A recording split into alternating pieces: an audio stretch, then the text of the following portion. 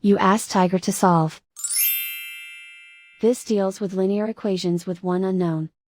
The final result is x equals -4. Let's solve it step by step. Group all x terms on the left side of the equation. Subtract 4x from both sides.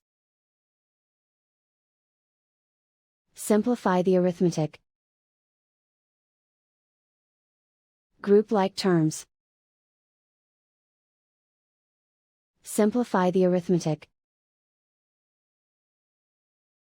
Isolate the x. Divide both sides by 2. Simplify the fraction. Find the greatest common factor of the numerator and denominator. Factor out and cancel the greatest common factor. And so the final result is x equals -4.